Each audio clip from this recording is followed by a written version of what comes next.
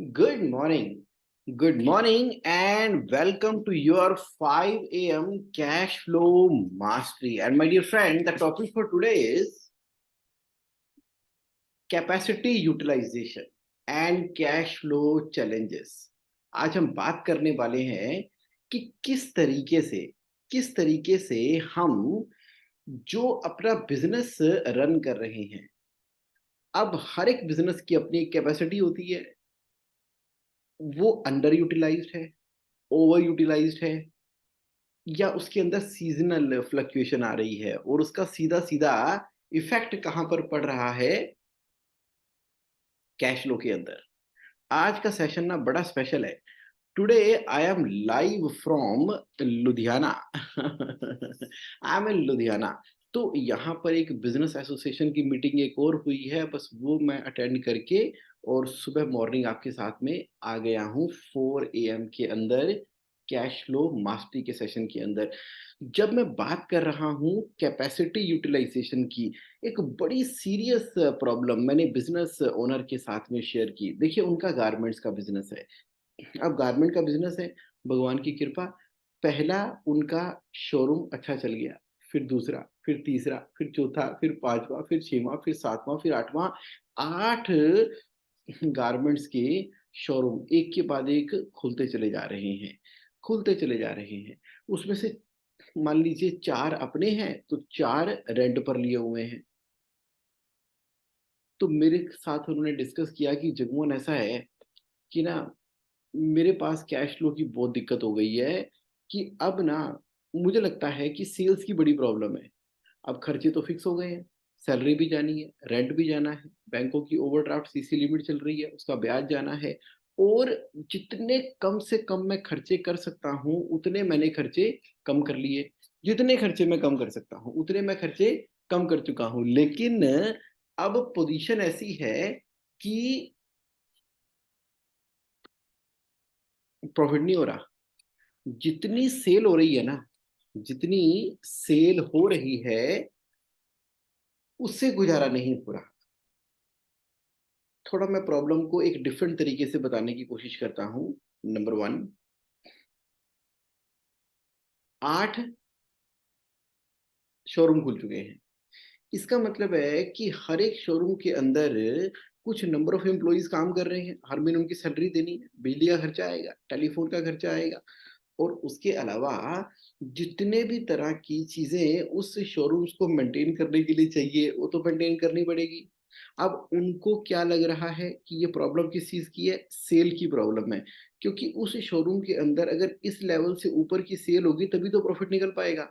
यानी कि अगर कोई 100 करोड़ की सेल भी कर रहा है तो भी लॉस के अंदर, और कुछ लोग ऐसे भी हैं जो कि मात्र 10 करोड़ की सेल कर रहे हैं, लेकिन फिर भी 3 करोड़ का प्रॉफ़िट कमा रहे हैं। अब ज़्यादा बेटर क्या है?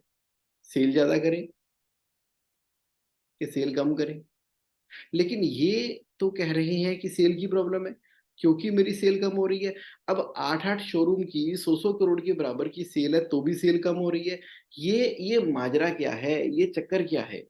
ये चक्कर क्या है? आज बड़ी डिटेल के अंदर समझ लेते हैं। देखिए, सबसे बड़ी प्रॉब्लम ना आज की डेट में जो आ रही है, वो माइंडसेट की प्रॉब्लम आ रही है। माइंडसेट की प्रॉब्लम क्या है कि एक बार मान लीजिए आपने कोई एक सेल का लेवल हासिल कर लिया ना, आपने हासिल कर लिया एक बार सेल का लेवल, तो हमें लगता है कि इतनी सेल तो हम कर ही लेंगे, इतना तो हो ही जाएगा, ये तो डन डील है और उसके हिसाब से हम अपनी कैपेसिटी को इंक्रीज़ कर लेते हैं। कैपेसिटी को इंक्रीज़ कर लेते हैं। पहले 1 शोरूम था, आज 8 शोरूम है। कैपेसिटी को इंक्रीज़ कर लिया। अब उस कैपेसिटी को मेंटेन भी करना होगा। व्हाट इफ अगर वो कैपेसिटी के हिसाब से सेल नहीं हुई तो? तो फिर हम क्या बोलेंगे? सेल की प्रॉब्लम है। अब कम रेट करके सस्ता माल अगर हम बेच भी देंगे तो उसमें वैसे ही प्रॉफिट नहीं होगा। मजबूरीवश सेल को बढ़ाने के लिए हमने ना जाने कितने मार्केटिंग के खर्चे बढ़ने करने पड़ेंगे। मार्केटिंग और सेल्स की टीम को और ज़्यादा बढ़ना पड़ेगा और जितनी सेल बढ़ी नहीं, उतने के हमने यहाँ पर खर्चे कर लिए। तो ये ना एक ऐसी फँसने वाली हालत आ जाती है और करते-करते ये वाली हालत तो मैंने फैक्ट्रियों में देखी है, जहाँ पर प्रोडक्शन कैपेसिटी बढ़ाते-बढ़ाते इतनी प्रोडक्शन कैपेसिटी बन गई है, जहाँ पर मंथली सैलरी का, वेजेस का, फिक्स्ड कॉस्ट का बिल इतना बढ़ चुका है कि अब हर महीने के खर्चे पूरे करने के लिए कभी लोन लेना पड़ रहा है, कभी बार-बार पैसे डालने पड़ रहे हैं, कभी तो अपनी पुरानी सेविंग्स सारी तोड़ के कंपनी के अंदर डालनी पड़ रही है, बिज़नेस के अंदर डालनी पड़ रही है और फिर कह रहे हैं कि ये प्रॉब्लम ना एक सेल की प्रॉब्लम हो गई है। भगवान कुछ ऐसा हो जाए कि जब मेरी सेल ठीक हो जाएगी ना, तो सब कुछ ठीक हो जाएगा। फिर वही वाली बात है, ज़्यादा सेल के ऊपर भी लॉस हो रहा है और कई लोग तो कम सेल के ऊपर भी प्रॉफिट कमा रहे हैं। तो अब आपको ना फेयरली, ब्रॉडली, ओवरऑल एक आइडिया लग गया है कि मैं आपसे जो बात कर रहा हूँ, वो बात कर रहा हूँ बिज़नेस की कैपेसिटी, कितना वो प्रोड्यूस कर सकती है, बिज़नेस की कैपेसिटी कितना बड़ा इंफ्रास्ट्रक्चर है जहाँ पर बैठ के आप उसको सेल कर सकते हो। तो यहाँ से ही सबसे बड़ी प्रॉब्लम की शुरुआत होती है। तो आप कह रहे हो कि जगमोहन तो करें क्या? ये तो हर किसी के साथ है। ये बड़ी जनरल बात है, ऐसा हो जाता है। इसके अलावा सीज़नल फ्लक्चुएशन भी होती है। तो प्लांट खाली बैठे हैं। अगर दिवाली के टाइम पर सेल हो रही हैं, तो इससे पहले जो मैन्युफैक्चरर थे, वो तो अब खाली बैठे हैं दिवाली के ऊपर और उनकी प्रोडक्शन पहले थी, उस समय बहुत सारी वर्किंग कैपिटल की रिक्वायरमेंट थी और जब पैसा चाहिए था, तो बहुत सारा पैसा चाहिए था, इतना पैसा चाहिए कि उनको बहुत सारा पैसा चाहिए और उस समय भी कैश फ्लो का चैलेंज है और जब कैपेसिटी के हिसाब से सेल नहीं हो रही है, तो प्रॉब्लम भी है। तो कहते हैं जगमोहन बिज़नेस के अंदर तो अब प्रॉब्लम ही प्रॉब्लम है। देखिए ऐसा है, इस तरह से ना जनरल तरीके से बिज़नेस को देखना बंद कर दो, बंद कर दो, बंद कर दो। किस तरीके से? जनरल तरीके से बिज़नेस को देखना बंद कर दो। तो कहाँ से शुरू करना पड़ेगा बिज़नेस को देखना?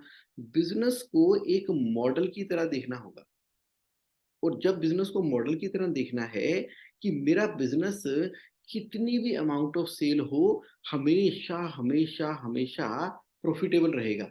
अब वो कैसे रहेगा हमेशा प्रॉफ़िटेबल? नंबर 1,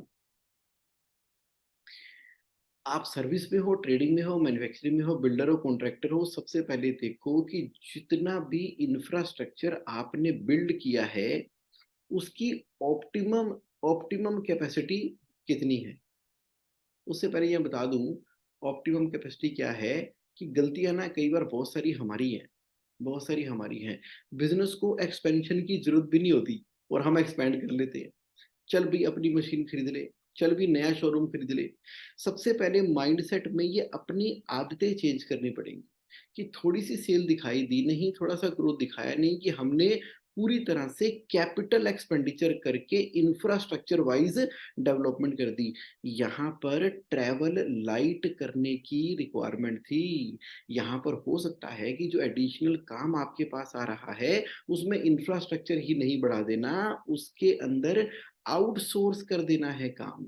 बाहर से काम कॉन्ट्रैक्ट मैन्युफैक्चरिंग करवा के ये भी एक ऑप्शन अवेलेबल था और जब over a period of time, may be A quarter, may be a year, may be A 3 year, जब चीज़ें पूरी तरह से स्टेबलाइज़ हो गई हैं, आपका ब्रांड, आपकी क्रेडिबिलिटी मार्केट के अंदर एस्टेब्लिश हो गई है, तो वहाँ पर आपने जितनी आप कैपेसिटी उतनी डेवलप करो जो कि हमेशा-हमेशा प्रॉफिटेबल है। तो उस हिसाब से आप अपना कैपिटल एक्सपेंडिचर करोगे। तो कैपेसिटी यूटिलाइज़ेशन में सबसे बड़ा खड्डा जिसको भरने की ज़रूरत है कि जब हम बेहिसाब कंपनी की एक्सपेंशन कर देते हैं कि चल यहाँ पर सेल्स का ऑफ़िस खोल ले, चल एक नई फैक्ट्री खोल ले, चल एक नई मशीन लगा ले, चल 25 बंदे और नए हायर कर ले, चलो ऐसा-वैसा जैसा-तैसा कर लो।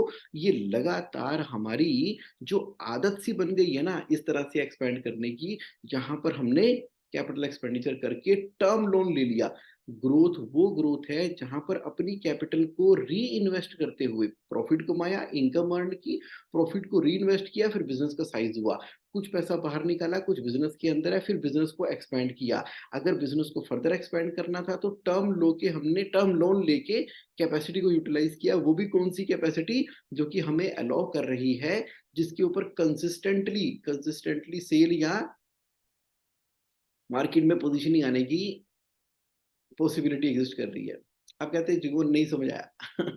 नहीं समझ आया, तुम्हारी बातें बड़ी-बड़ी हो गई, लेकिन समझ नहीं आया, प्रैक्टिकली एग्ज़ाम्पल से देके बताओ, तो समझ में आएगा, तो समझ में आएगा। तो मैं कह रहा था कि जिस भाई साहब ने एक शोरूम खोला, फिर दूसरा खोला, फिर तीसरा खोला, खोलते-खोलते उसने 8 शोरूम खोल दिए। अब जो 4 शोरूम किराए पर भी खोल दिए थे, तो वहाँ पर ना एट द सेम टाइम जो शोरूम खुल रहे थे, वहाँ पर जितना मंथली एक्सपेंडिचर है ना, उसको पूरा करने के लिए, उसको मैनेज और मेंटेन करने के लिए, उनको कुछ अपनी कैश फ्लो के हिसाब से स्ट्रैटेजी भी ऐसी लगानी चाहिए थी कि खर्चे के बराबर की इनकम निकलती चली जाए। यानी कि शोरूम चल रहे हैं, तो वहाँ पर माल कौन-सा रखा जाएगा? सेल ऑन रिटर्नेबल बेसिस का। तो एक बड़े शोरूम का 30 टू 40% कैपेसिटी ऐसी होगी, जहाँ पर मैन्युफैक्चरर गारमेंट्स का सामान बनाता है, वो उनसे खरीद लेते हैं और बोला भाई कि भाई साहब अगर आपके ब्रांड में दम है, मतलब आपके प्रोडक्ट में, कपड़े में दम है, मैं आपसे ले रहा हूँ, तो जैसे-जैसे बिकता चला जाएगा, जैसे चुनमुन स्टोर नहीं है, उसने किया था, आओ, रखो, बिक जाएगा, मैं आपको पैसे दे दूँगा। और बाकी 50 टू 60% कैपेसिटी के अंदर फास्ट मूविंग रोटेशन करने वाला माल रखना है। क्योंकि यहाँ पर 30 टू 40% वो वाला माल रख लिया, जिससे कंपनी के कम से कम खर्चे तो निकल गए। यानी कि जितने की कैपेसिटी को बिल्ड किया, सुन ली मेरी बात आपने, जितनी कैपेसिटी को बिल्ड किया, उसको फुलफिल करने के लिए उस हिसाब का फिर हमें एक बिज़नेस मॉडल भी चाहिए, बिज़नेस मॉडल भी चाहिए उस केस के अंदर। ये भी है कि मेरी पेमेंट करने की टर्म्स लंबी है, जो मैं माल वहाँ पर रखता हूँ और मैं उसको रिटर्न करने की पॉसिबिलिटी भी इसके अंदर एग्ज़िस्ट करती है।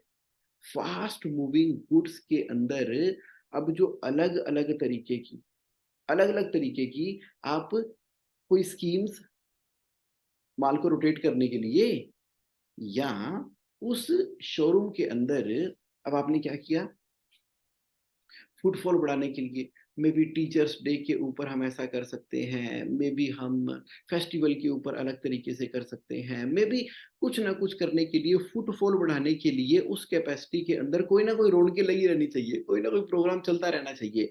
अब वहाँ पे वो प्रोग्राम हो रहे हैं, तो तो उस दौरान जो आपका हाई जीपी मार्जिन प्रोडक्ट है, फुटफॉल के अंदर चाहे उसकी वैल्यू कम है, लेकिन उसके अंदर मार्जिन हाई है, जो आता है कम से कम वो तो लेकर जाता ही है, जिससे कम से कम कैपेसिटी के बराबर के खर्चे निकल रहे हैं। बाकी आप जो है अपनी अदर एक्टिविटी के द्वारा, जो मेन एक्टिविटी है जिसके द्वारा आपकी ब्रांडिंग जानी जाती है, तो प्रॉफिट के रूप में कवर कर रहे हो।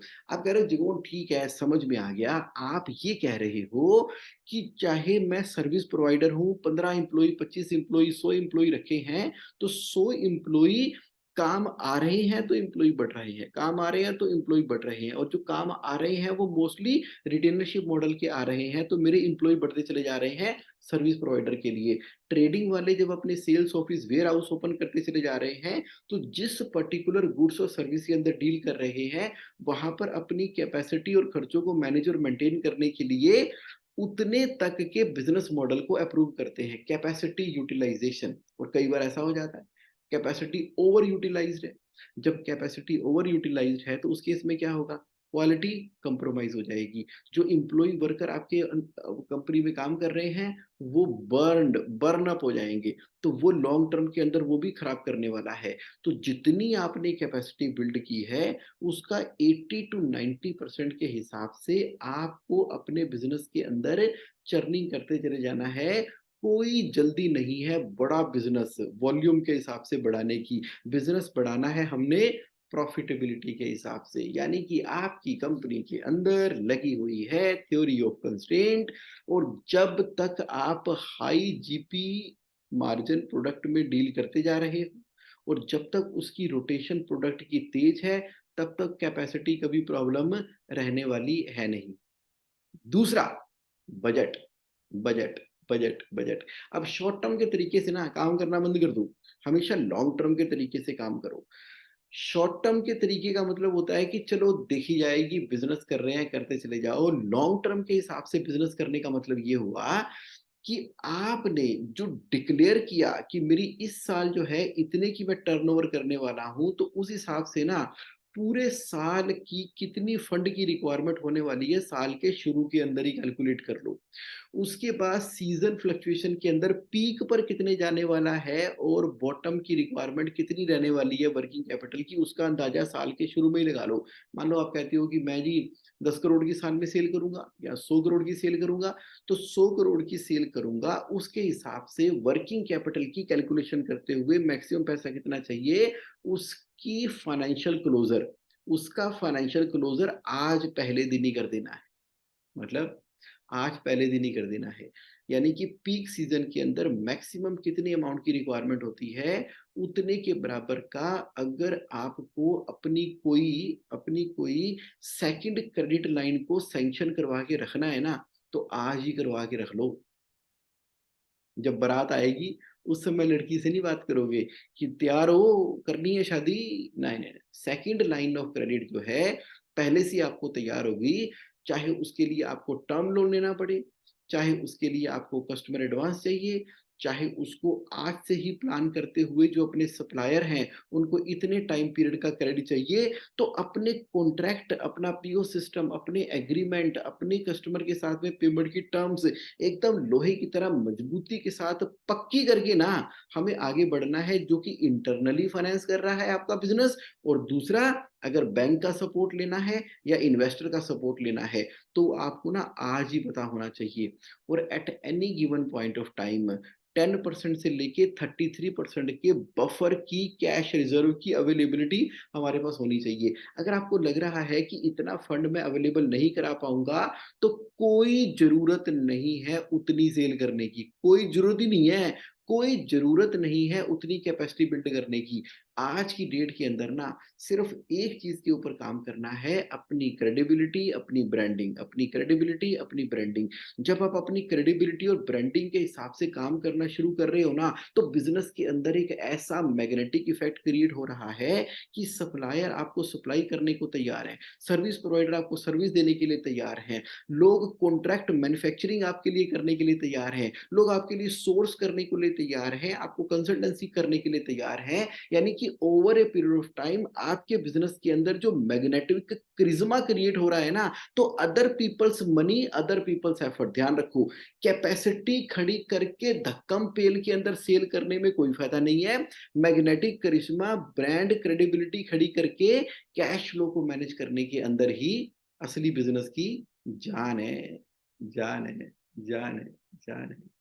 तो यानी कि कैश फ्लो के चैलेंजेस किसको आ रहे हैं? जिसने कहा आंखें मेरी बंद है और सेल हो रही है, भागा चला जा रहा हूँ, भागते भागते भागते भागते सक्सेस के नशे के अंदर कैपेसिटी को इनहेंस करते चले जा रहे हैं और कैपिटल एक्सपेंडिचर करते चले जा रहे हैं। तो कमाई कौन कर रहा है, खुश कौन है? वो है जो कि अपना ब्रांड, अपनी विजिबिलिटी, अपनी क्रेडिबिलिटी खड़ी करते चले जा रहा है। उसके पास तो फ्यूचर के इतने ऑर्डर हैं और आने वाले समय के अंदर उसकी पेमेंट टर्म जो है 90 डेज से कम होती होती 60 से 30 से एडवांस के ऊपर वो काम करने के ऊपर आ गया है। और सप्लायर उसको क्रेडिट के ऊपर मटेरियल सप्लाई करने को शुरू हो गए हैं।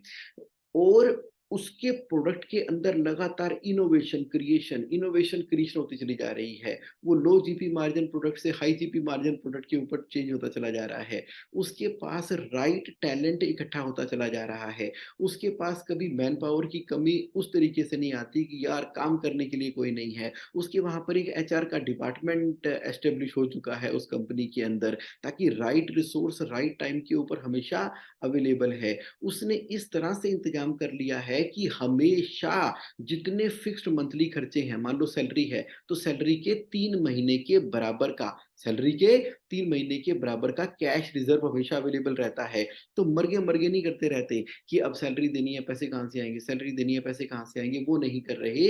तो ये ग्रोथ ओरिएंटेड बिज़नेस की निशानियाँ हैं, क्योंकि वो अपनी कैपेसिटी को ध्यान में रखते हुए एक्सपैंड कर रहा है। तो ये आपको मैंने ब्रॉडली मेन बातें बताई जो कि कैपेसिटी यूटिलाइजेशन के अंदर ध्यान रखनी है। अब बहुत ही स्पेसिफिक बात कर लेते हैं। अब जगमोहन क्या करें? अब हो गया अब हो गया। 8 शोरूम खुल गए हैं, बड़ी फैक्ट्री बन गई है, उतनी सेल आ नहीं रही, जितने हिसाब से हमने खर्चे पाल दिए हैं, तो क्या करें? खर्चे जितने कम करने थे, रॉक बॉटम कर दिए। अब बताओ, अब कैसे करें कैश फ्लो को मैनेज? नंबर 1, शांति से बैठ जाओ, शांति से बैठो और अपने बिज़नेस को ना री-इंजीनियर करो। अगर कुछ सेल करना है तो सेल कर दो, कोई दिक्कत नहीं है। कुछ सेल करना है तो सेल कर दो। हाँ, यस। अगर कोई extra warehouse, branch office आपने बना रखे हैं, उसको छोटा करना है तो कर दो। यानी कि अपने आप के अंदर आवाज़ आ जाएगी, क्या-क्या, क्या-क्या, क्या-क्या आपने एक्स्ट्रा कर रखा है। जितना एक्स्ट्रा कर रखा हुआ है ना, अगर अगर उसको ईगो के साथ में अटैच कर लिया है, तो छोड़ दो, छोड़ दो। बिज़नेस तो देखो, बिज़नेस तो साँस लेता है, कभी बड़ा होता है, कभी छोटा होता है, कभी बड़ा होता है, कभी छोटा होता है, कभी बड़ा होता है, कभी छोटा होता है। अगर फँस गए हो, तो बिज़नेस को छोटा करके, रीमॉडल करके, रीडिज़ाइन करके, अपनी क्रेडिबिलिटी के द्वारा एक कदम नीचे जाके फिर आप ऊपर आ ही जाओगे। मेरी बातों का बड़ा डीप मीनिंग है, जिसको समझ आनी है, उसको समझ आ गई है। तो यानी कि कोई ऐतराज़ नहीं है कि अपने बिज़नेस को प्रॉफ़िटेबल मॉडल करने के लिए अगर मुझे एक बार के लिए स्केल डाउन करना भी पड़ता है तो कर लो। ये नहीं कि कैपेसिटी बिल्ड कर ली है तो अब सारी ज़िंदगी बर्बाद कर देंगे उस सेल को प्राप्त करने के लिए, तो जहाँ पर कभी महीना बीता, फिर क्वार्टर बीता, फिर साल बीता, 5-5 7-7 साल हो गए हैं लेकिन वो प्रेशर ही खत्म नहीं हो रहा। अगर स्केल डाउन करके खर्चों से ज़्यादा की सेल जो एक्जिस्टिंग आपकी है उसको प्रॉफ़िटेबल बना के दोबारा से तरक्की की होती, तो कहाँ से कहाँ पहुँच जाते। अरे खुश तो रहते कम से कम। जब खुश रहोगे ना सब चीज़ें क्रिएट हो जाएँगी, कस्टमर सैटिस्फैक्शन नंबर 1 चली जाएगी। तो पहला मैंने क्या बोला कि कोई बात नहीं, कोई बात नहीं। आपको स्केल डाउन करना पड़ रहा है, ओवर कैपेसिटी को सेल आउट भी करना पड़ रहा है, तो कर लो। दूसरा दूसरा ऐसा है, मान लो मान लो अगर मेरे से नहीं हो रहा ना, इतनी बड़ी कैपेसिटी बना के मेरे से नहीं हो रहा है, तो कोई बात नहीं, किसी के साथ कोलैबोरेट कर लो कोलैबोरेट। कर लें? हाँ, कर लो, कोलैबोरेशन कर लो। आपका ब्रांड, उसका ब्रांड, दोनों कोलैबोरेट होके चलेंगे। तो आप हो सकता है कि उसके लिए कॉन्ट्रैक्ट मैन्युफैक्चरिंग करेंगे, हो सकता है कि उसको बड़ी सर्विसेज़ प्रोवाइड करेंगे और उसके साथ जुड़ के वो जानता है आपको, दोस्त है आपका, एसोसिएट है, कोई डील करानी है, वो कर दो।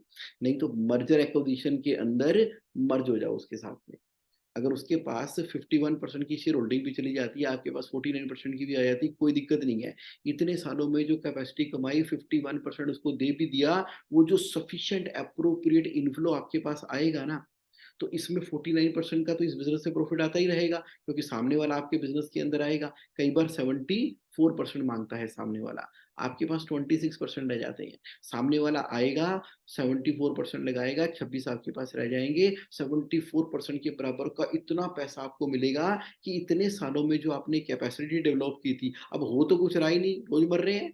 रोज़ सैलरी का इंतज़ाम, इसका इंतज़ाम, कम से कम वो आएगा, तो उसकी वजह से पैसे सफिशिएंट आ जाएँगे। फैक्ट्री चलनी शुरू हो जाएगी, 24% के पैसे आपके पास आने शुरू हो गए हैं और आपका ब्रांड हो गया, कोलैबोरेशन हो गया, वो बहुत बड़ा ब्रांड है। मान लीजिए आपको अच्छे खासे इंडिया के ब्रांड टेक ओवर कर लेते हैं, तो करवा लो यार, कोई दिक्कत नहीं है और वो इतनी कैपिटल आपके पास आएगी, उसको चाहे आप पोर्टफोलियो में इन्वेस्ट करना, चाहे आप उससे कोई नया बिज़नेस डेवलप करना या छोटे-छोटे बिज़नेस के अंदर इन्वेस्ट करना, कर लो। खुश हो जाओ, ज़िंदगी को क्रिएट करो यार, ज़िंदगी को क्रिएट करो।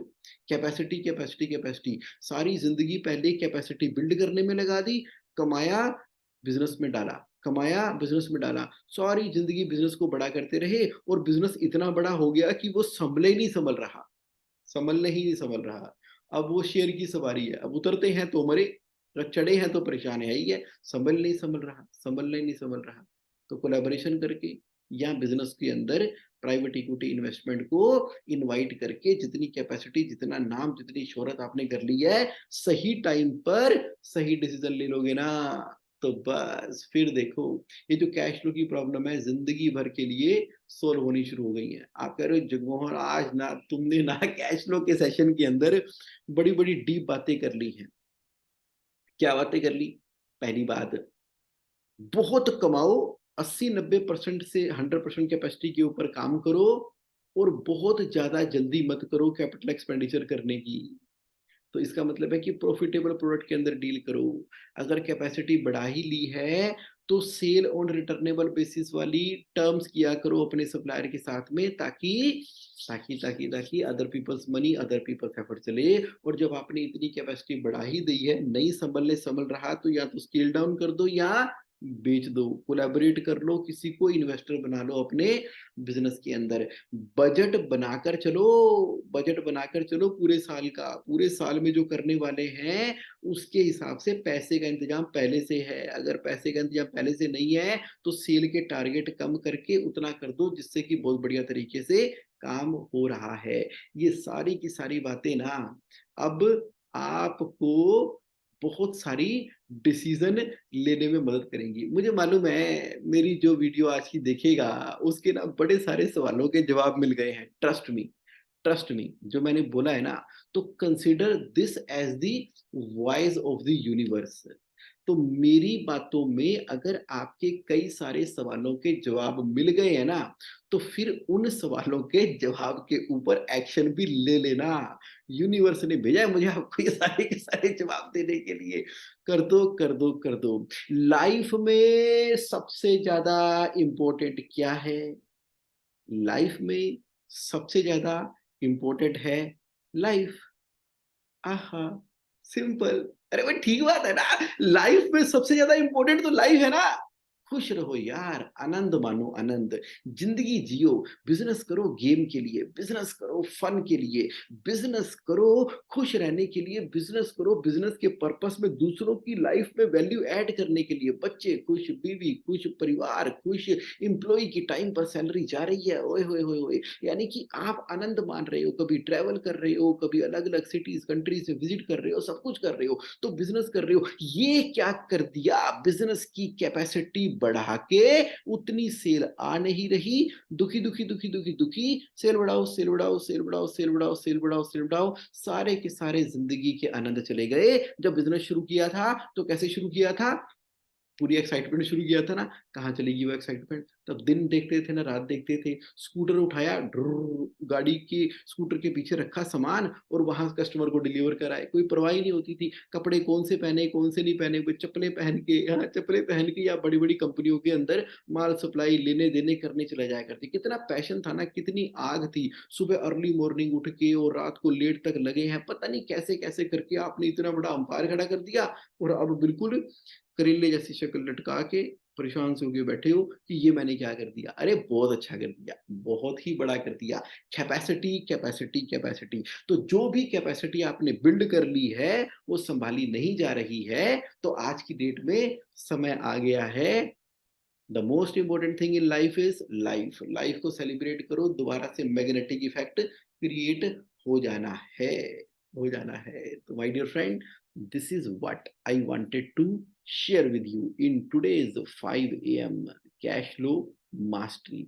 तो मुझे बताओ आज का सेशन कैसा लगा? थोड़ा डिफरेंट था ना, थोड़ा डिफरेंट था। एक अलग पर्सपेक्टिव क्रिएट हुआ, एक नया पर्सपेक्टिव जनरेट हुआ। तो मुझे बताओ जरा चैट बॉक्स के अंदर कैसा लगा आपको आज का सेशन।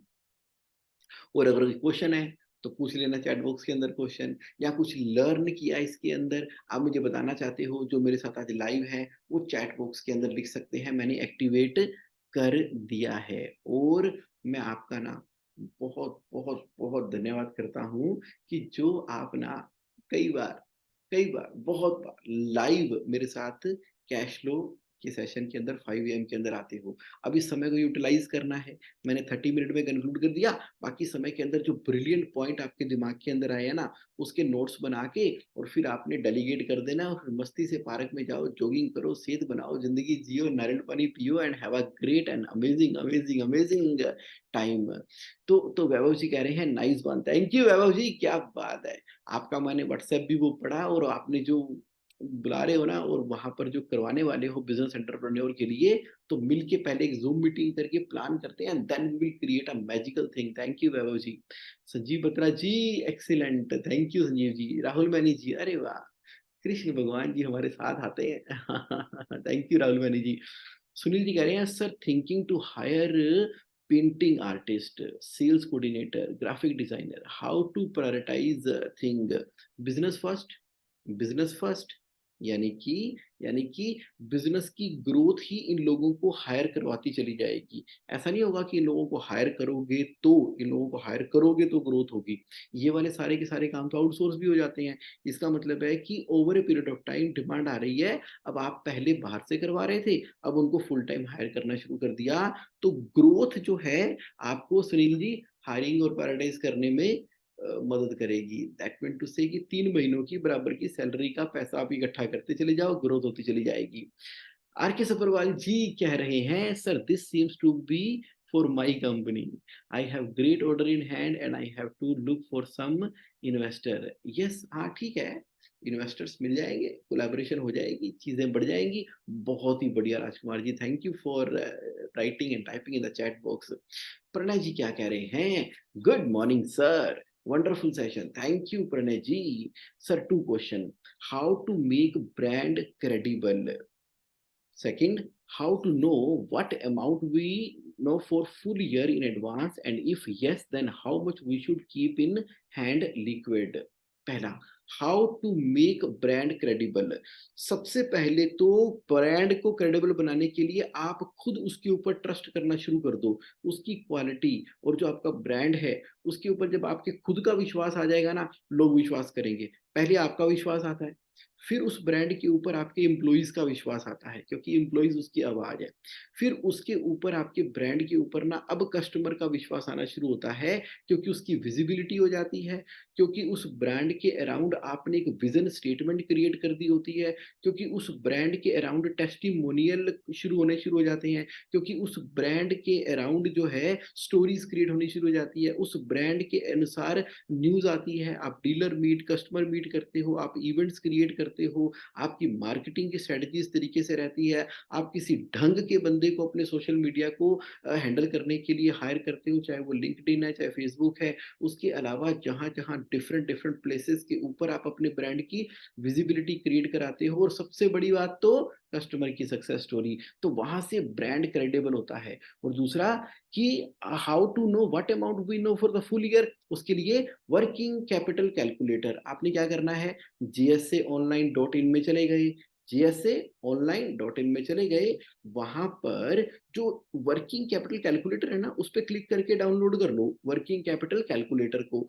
तो उसके अंदर अब आपको जब फिगर्स डालोगे तो अपने आप ही वर्किंग कैपिटल की रिक्वायरमेंट निकल कर आ जाएगी। मेरी टीम हेल्प कर देगी ना आपको वर्किंग कैपिटल कैलकुलेट करने की। क्वेरी रेज़ कर देना मुझे, उपासना को, जेएससी ऑनलाइन पे आस्क योर क्वेश्चन डाल दो, तो पता लग जाएगा। डॉक्टर संजय नरवाल जी कह रहे हैं, good morning Jagmohan ji, good morning doctor साहब, really nice to connect with you. Sunil ji कह रहे हैं, sir I am PNI member now, so I want to create artistic things. जरूर करनी चाहिए सुनील जी, बिल्कुल करनी चाहिए, बिल्कुल करनी चाहिए। जो बिकता है वो बनाते हैं, जो बनाते हैं उसको धक्कम पेल में बेचने में नहीं लगे रहते। बड़ी स्टेटमेंट है।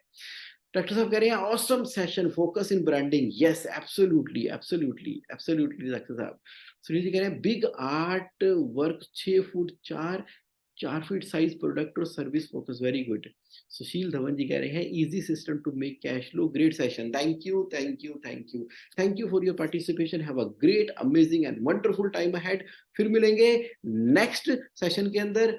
टिल द टाइम, पंजाब से, लुधियाना से सी ऑफ करते हुए Jagmohan Singh, bye, have a great time, thank you, thank you, thank you.